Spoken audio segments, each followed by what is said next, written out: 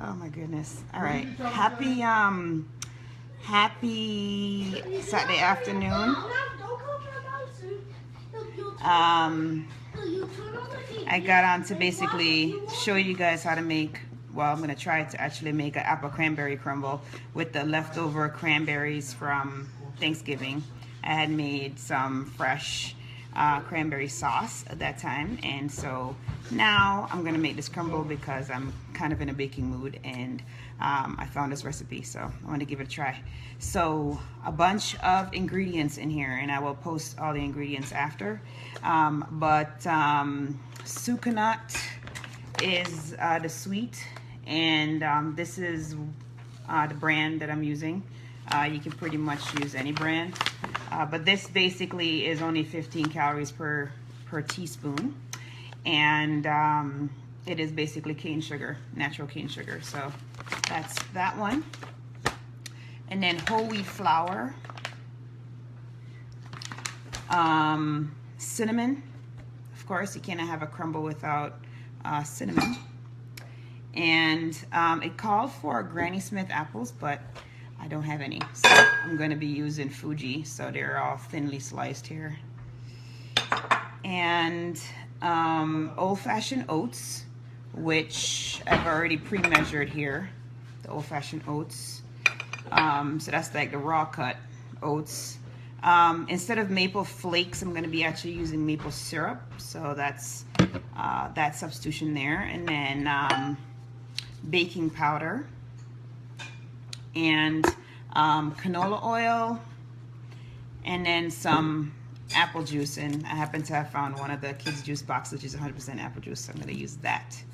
So, and of course, how could I forget the big reason why I'm even doing this recipe is the fresh cranberries. So there you go. So it's pretty simple. Heated the oven to 375.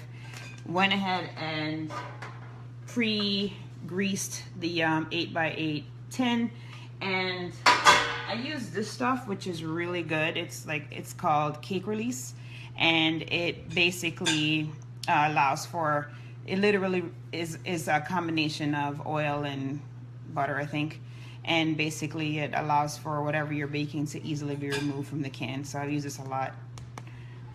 I think I got it at Walmart or something. All right, so the first thing is in the large bowl to combine the Sucanat, which is, like, again, pre-measured, and the flour, and that was only 2 tablespoons. So not a whole lot of flour. All right. So 2 tablespoons of flour, and then the cinnamon, which was literally not much either, which is half a teaspoon. Half a teaspoon of cinnamon. There you go. Not a lot. And then the apple slices, we'll add that. And then we'll also add the cranberries.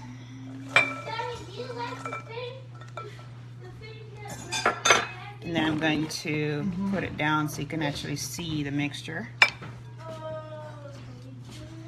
And just mix it all up.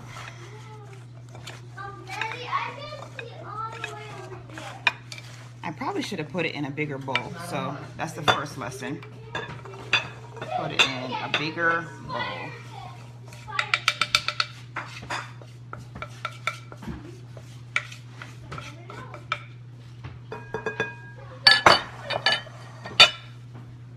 If you guys can really see, I want you to see the, sorry if it's moving all around, but there is what it looks like. So just kind of mix it all together.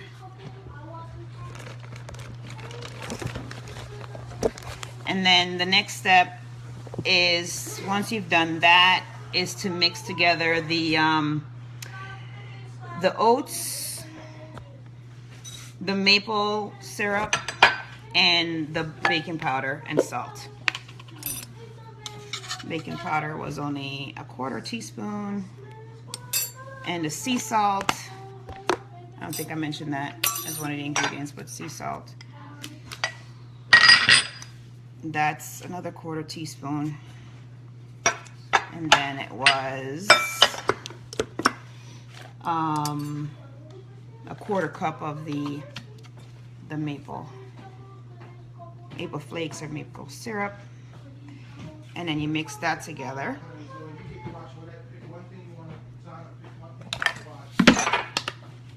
All right, and then the last thing that we do is in a separate bowl, we'll do the apple juice. Hey, Bobby Joe.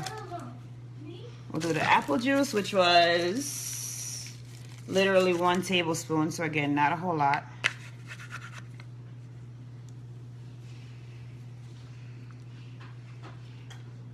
So funny using the juice box. 1 tablespoon apple juice. And the oil, which again was not a whole lot either. That was 1.5 tablespoons.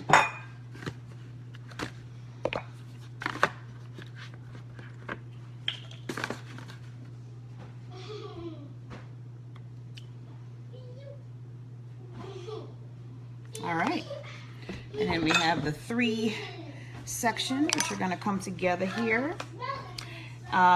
So once we do that, then basically we will stir up the oats and maple. Let me turn this around so you guys can see.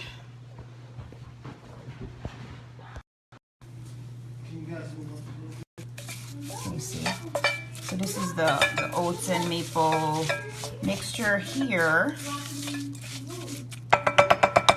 And then this is the cranberry flour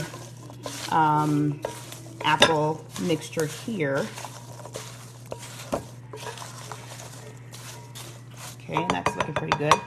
And then here we have our oil and apple juice. So then we basically add the oil and apple juice to the oat mixture.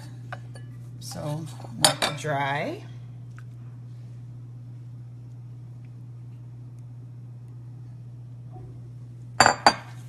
Mix that up.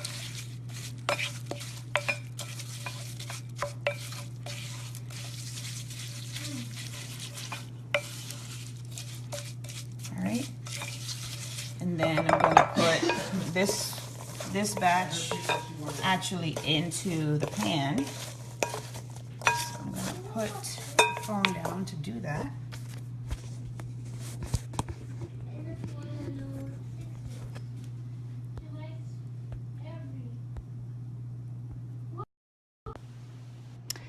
All right, and then basically combine all the ingredients. So put the cranberries and the apples into the pan, and then top it with the oat mixture, and then bake it for about 35 minutes, and then it should be all set. So I'll take a picture of it when it's all done so you guys can see. But that's basically our cranberry crumble. It's pretty simple and easy to make, and hopefully you would have all the ingredients on hand so you can make it. Have a great Saturday. Bye-bye.